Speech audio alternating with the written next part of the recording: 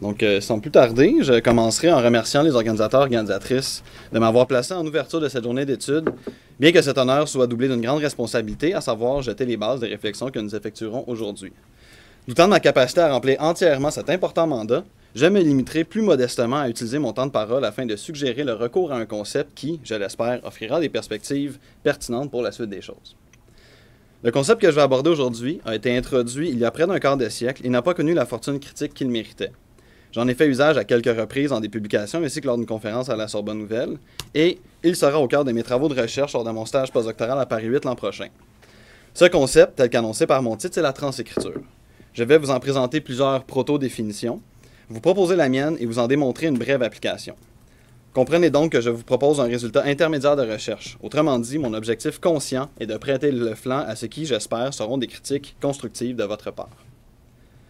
Le concept de transécriture a été ébauché à l'occasion d'un colloque à Cerisy, regroupant une douzaine de participants et participantes à l'invitation de deux organisateurs, Thierry Gronsten et André Gaudreau, qui ont voulu, comme il le précise dans l'avant-propos des actes de colloque parus suite à l'événement, qu'on trouve ici, qu'on peut emprunter au NT2, puisque je l'ai rapporté, dépasser la perspective trop fréquemment employée lorsqu'il considère l'adaptation, à savoir la question de la fidélité à l'œuvre souche, qui demeure trop souvent au cœur de l'interrogation quand elle ne l'épuise pas. Afin d'ouvrir de nouvelles avenues de réflexion, le néologisme de transécriture a été suggéré, d'abord avant tout comme simple proposition de travail pour remplacer celui, passe-partout et quelque peu galvaudé, d'adaptation, mais aussi de manière à accomplir deux objectifs distincts. D'une part, adopter une approche assurément pragmatique consistant à décrire au plus près certaines opérations dans leur technicité. D'autre part, opter pour une approche philosophique voulant mieux cerner les véritables enjeux d'une pratique culturelle. On comprend donc que leur programme de travail visait davantage à susciter les réflexions qu'à aboutir à un résultat concret. Au fil des textes qui sont proposés, des analyses portant sur des cas d'adaptation étonnants et originaux, dont l'audace est saluée et étudiée dans ses détails, il se dégage de l'ensemble du recueil une volonté d'instaurer une approche marginale de l'étude de l'adaptation qui préfère la transgression à la fidélité. Or, au final, Gaudreau a lui-même reconnu que l'objectif souhaité par l'introduction de ce nouveau terme a achoppé, écrivant ceci en conclusion de l'ouvrage. Ce fameux titre, la transécriture, n'est ici dit fameux dans un sens du mot, précisément parce qu'il n'était pas fameux avant le colloque, qu'il ne l'a pas vraiment été au cours même du colloque, et qu'il n'a que fort peu de chances de le devenir à la suite de ce collectif. Effectivement, j'ai lu et relu à plusieurs reprises le titre d'une couverture à l'autre, et j'ai pu constater que personne n'a tenté l'exercice d'une définition en bonne et due forme de la transécriture. On mentionne le terme, on lui suggère quelques caractéristiques, mais on n'ose jamais lui coucher explicitement sur papier de signification précise. Bien qu'initialement dépité par l'absence d'une définition claire de la transécriture dans le livre, mais refusant de me rendre au constat pessimiste formulé par Gaudreau sur son absence de pérennité, je souhaite depuis quelques années remettre en circulation ce concept. J'ai donc commencé par glaner les passages tendant à une proto-définition à travers l'ouvrage, et voici le résultat de ma récolte. En plus de l'attention devant être portée aux opérations dans leur technicité évoquée dans l'avant-propos, Gaudreau écrit qu'il oppose l'adaptation, référant à un procédé, à la transécriture qui infère un processus, le processus même de l'écriture. Gronsten, dans son texte, insiste quant à lui sur le fait qu'une fiction se présente donc toujours au public sous la forme d'une fiction révélée. On ne peut l'apprécier qu'à travers un corps phénoménologique donné, invitant par le fait même à prêter attention aux aspects formels inhérents à la transécriture. Puis, Gaudreau et Philippe Marion proposent de considérer la transécriture dans la perspective d'une nouvelle discipline, la médiativité, affirmant qu'elle serait cette capacité propre de représenter et de communiquer cette représentation qu'un média donné possède par définition, régi par les possibilités techniques de ce média, par les configurations sémiotiques internes qu'il sollicite et par les dispositifs communicationnels et relationnels qu'il est capable de mettre en place. Terminons par les propos de Monique Carco-Macaire et Jeanne-Marie Claire, qui écrivent que « adapter, c'est représenter tout en signifiant, et cette signification ne peut qu'être autre du fait de l'écart entre les contextes génétiques, entre les médiations, entre les systèmes modélisants. » Elle précise en note que toute écriture se sert d'un langage construit qui transcrit le réel selon des modalités qui correspondent à ce langage. Ce faisant, elle moule, modèle le réel en lui donnant une certaine forme.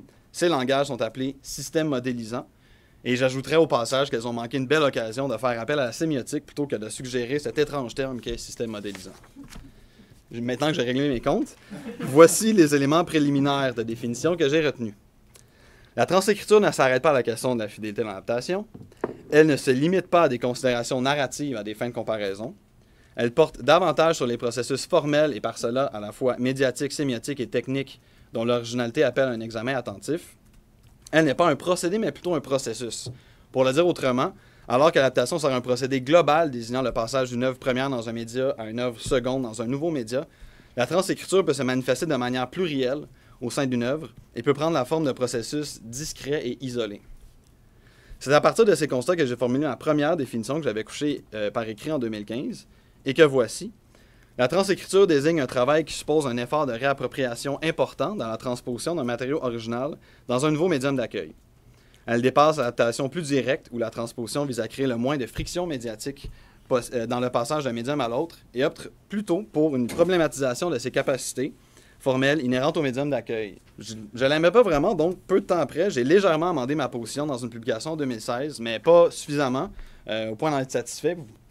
Donc, plus tôt cette année, j'ai soumis 2 candidatures de postdoctorat qui m'ont donné l'occasion de revisiter ma définition du concept de transécriture. Voici le fruit de ce travail.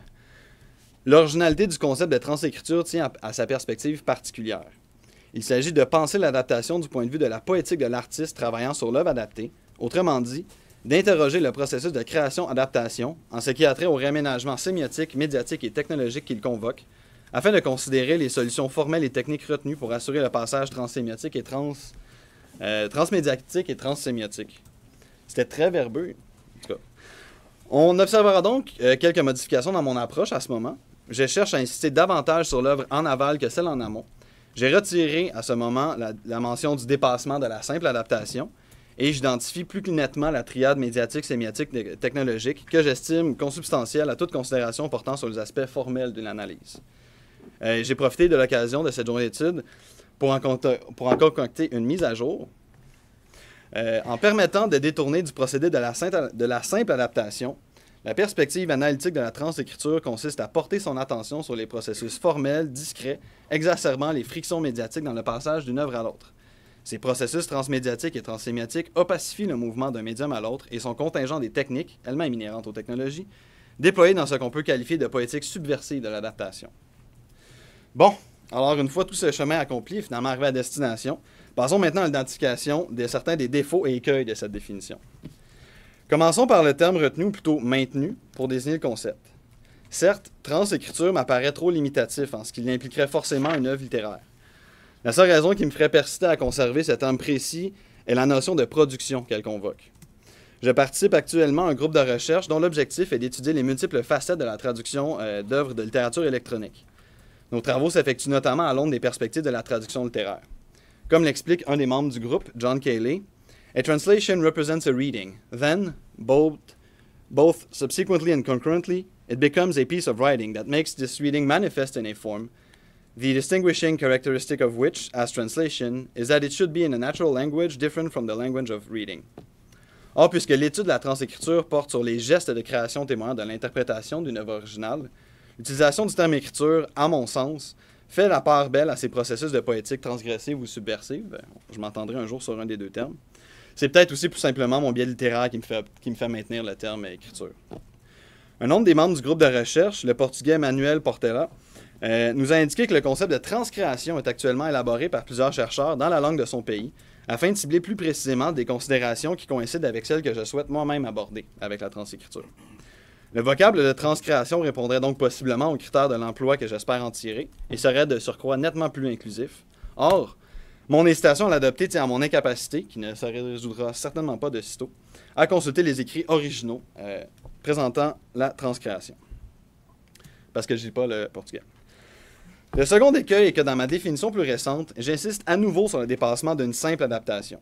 Ce faisant, en plus de l'injection d'une dose de polémique d'entrée de jeu, je pointe vers une volonté que j'attribuerais à l'artiste, celle, dans un cas, d'avoir voulu faire simple plutôt que compliqué. Or, ça va à l'encontre du refus obstiné que j'ai toujours entretenu à tenir compte des intentions de l'auteur dans toute démarche herméneutique. Au sujet de cette déclaration, je m'explique brièvement. Ce n'est pas tant que je ne m'intéresse pas aux intentions de l'auteur. Je veux dire, je le fais parfois dans mes temps libres, mais jamais, au grand jamais, sur mes heures de travail. C'est surtout que je ne me plie pas à l'obligation de les faire concorder à mon interprétation. Il peut de lors sembler d'autant plus incongru que vers la fin de ma définition, je fasse référence à la poétique de l'adaptation, dont la transécriture serait une forme subversive. Je m'obstine toutefois pour le moment à maintenir ce paramètre définitionnel, en raison de l'importance à accorder au processus inhérent à l'acte de traduction, similaire conceptuellement à ceux de la transécriture, pour citer une fois de plus John Cayley. When and if we translate, we translate processes of language. Any and all practice of translation thus constitute a special process that is particularly revealing of the vital role that process assumes in languages and art. J'ajoute d'ailleurs que ces processus sont exacerbés. Toutefois, pour ce qui est d'identifier précisément ce que serait un processus exacerbé, je m'abstiendrai de le faire aujourd'hui. En effet, il m'apparaît trop restreignant de chercher à établir des critères spécifiques qui prétendraient à la rigueur scientifique, du moins à l'étape où je me situe dans mes réflexions. Pardon. Ainsi, faute de mieux, je me réfugierai temporairement derrière l'adage de Potter Stewart, juge de la Cour suprême des États-Unis qui, en 1964, au moment de rendre sa décision dans un procès pour obscénité où il s'agissait de déterminer si le film de Louis Malle, Les Amants, devait être considéré comme du contenu pornographique, avait émis la déclaration suivante. I shall not today attempt to further to define the kinds of material I understand to be embraced within that shorthand description, hardcore pornography. And perhaps I could never succeed in intelligibly doing so. But I know it when I see it. Vous comprenez donc que je fais appel au sens commun afin de régler le cas du paramètre définitionnel de l'exacerbation. Il serait sans doute nécessaire de poursuivre plus avant l'examen de ma définition, mais je sens que j'approche de plus en plus la fin du temps qui m'est imparti ce matin. J'ai cru nécessaire de m'attarder longuement sur l'épineuse question de la définition de mon concept. Si vous ne vous y êtes jamais prêté, sachez que c'est un travail laborieux et complexe et pour lequel on ne peut pas lésiner sur les scrupules. Ceci explique pourquoi j'ai consacré autant de temps aujourd'hui, et c'est peut-être aussi pourquoi les auteurs de ce livre ont omis de le faire à l'époque. Toutefois, pour ne pas m'être contenté de vous avoir invité à un exercice strictement conceptuel et abstrait, je voudrais présenter très brièvement quelques extraits d'une adaptation récente que j'ai lue et visionnée à la recherche de traces de transécriture. Vous me direz peut-être qu'avant même mon départ pour Paris 8, je prends déjà un mauvais pli de français en dépassant mes 20 minutes qui me sont accordées, mais je préfère sacrifier sur ma méthode sur la période de questions que de me limiter à la théorie sans passer par l'épreuve de la pratique.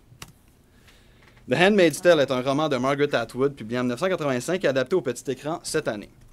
Le récit, pour le dire très brièvement, met en scène une société dystopique de patriarcat extrême où, afin de lutter contre la dénatalité, certaines femmes sont reléguées à un rôle de génitrice. Le roman d'Atwood représente par narration homodiégétique et quelques récits enchâssés le destin de Offred, ou plutôt June, une de ses femmes, et comporte la série télévisée élargit considérablement cet univers. Mais mentionnons tout de même que Atwood a agi sur la série à titre de productrice et également à titre d'actrice. Et je vais vous montrer son petit caméo parce qu'il m'a beaucoup amusé.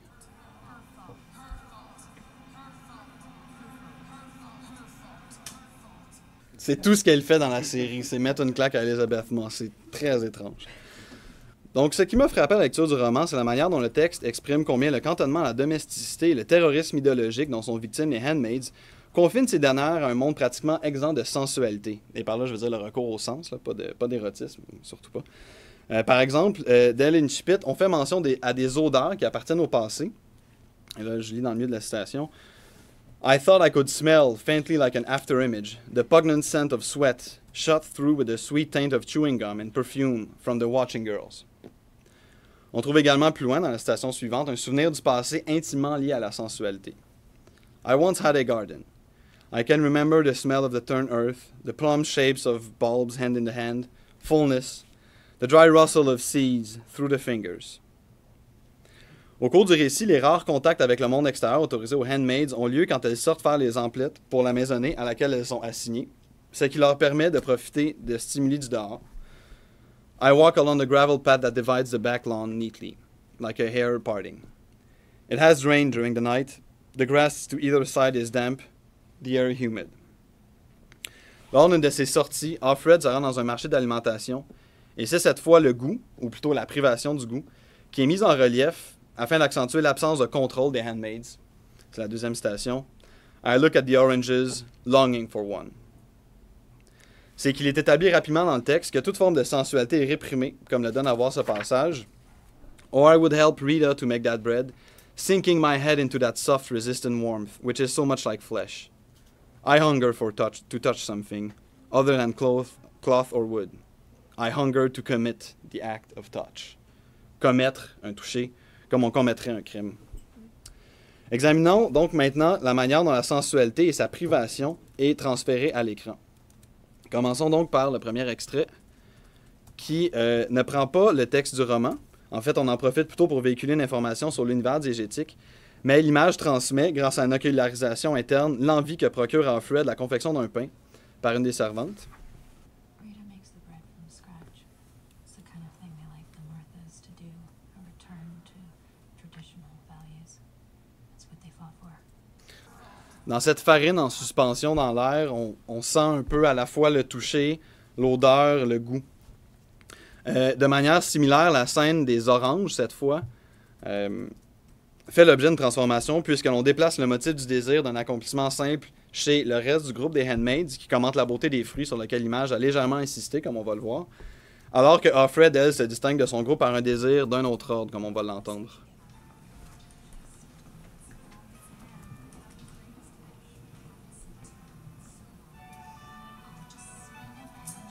Praise be his bounty. Take some.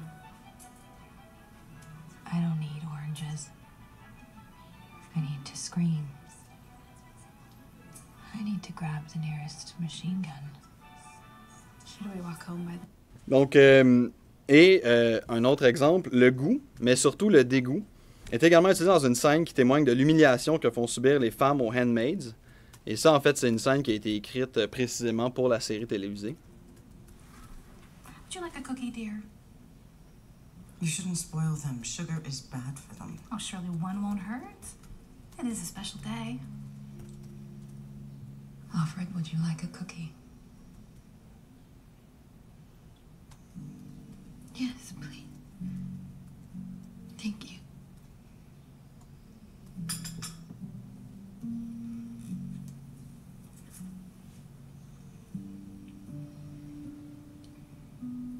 Here you are.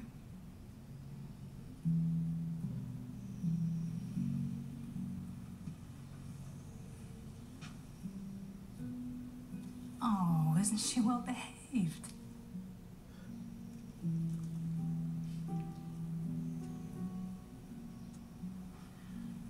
You can go.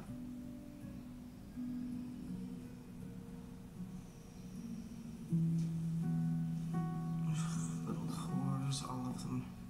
But still, you can't be choosy. You have to take what they hand out. Ce qui est intéressant aussi, c'est comment on combine en fait le texte. On entend le « you have to take what they hand out » et comme ce qu'elle-même elle vient de subir. Et pour terminer, en fait, l'odorat, deux extraits. L'odorat est employé afin de démontrer comment les moments de bonheur auxquels accèdent les handmaids sont rares. Le premier extrait survient alors que celle-ci participe à une cérémonie d'accouchement.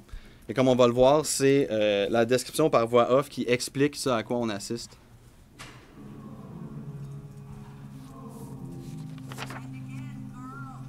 There's a smell coming from that room. Something primal. It's the smell of dens, of inhabited caves. It's the smell of the plaid blanket on the bed where the cat gave birth once, before she was spayed.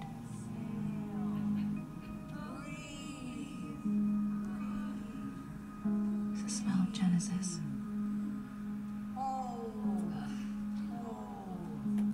Donc, The Smell of Genesis. Et le dernier extrait a lieu alors que prend fin un confinement au domicile de Offred et qu'elle retrouve le privilège de sortir faire les courses. Donc, vous allez voir, c'est bref, mais on a une insistance assez intéressante.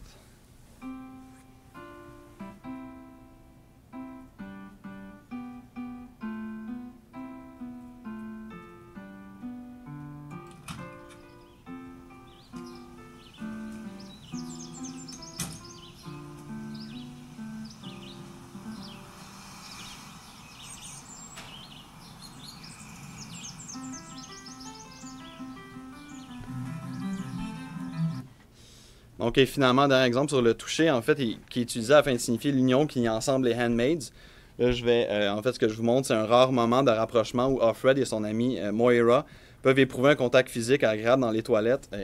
Contact physique agréable, vous allez voir, en fait, c'est des captures d'écran, mais il y a un petit trou qui permet de glisser le doigt. Je l'ai même pas mis en extrait parce que c'est vraiment une fraction de seconde et c'est tout ce à quoi elles ont droit en termes de contact physique, disons, agréable. Donc, j'ai choisi ces exemples afin d'attirer votre attention sur un aspect de la transécriture sur lequel je n'avais pas insisté jusqu'à présent. Les processus de transécriture prennent la forme d'éléments parfois très brefs, mais qui jouent à plein sur le potentiel expressif du média d'arrivée. En effet, jusqu'à présent dans mes analyses, du moins, j'ai remarqué que la transécriture se manifeste souvent dans des détails plutôt que dans des éléments centraux des œuvres. Dernière observation pour la route.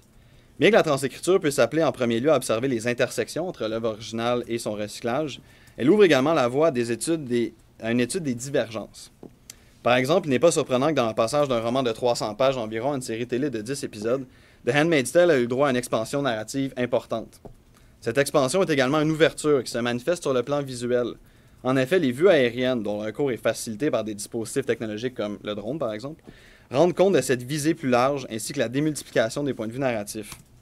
Certes, la vue surplombante que l'on retrouve dans l'image de couverture de la série traduit par une perspective écrasante la domination de la femme qui est représentée, mais aussi la vue dite, disons, à vol d'oiseau, qui est utilisée d'ailleurs dès la scène d'ouverture qu'on voit en haut à gauche, où la caméra poursuit la protagoniste qui essaie de se sauver au volant de sa voiture, font des Handmaids un groupe uni, comme on peut le voir dans les autres images, plutôt que les personnages anonymes représentés dans le roman. Eh bien, bref, pour conclure, j'espère que ma proposition de ressusciter le concept de transécriture ouvrira des perspectives d'analyse permettant de considérer l'adaptation non pas comme une régurgitation nauséabonde, mais bien comme un recyclage constructif. Merci.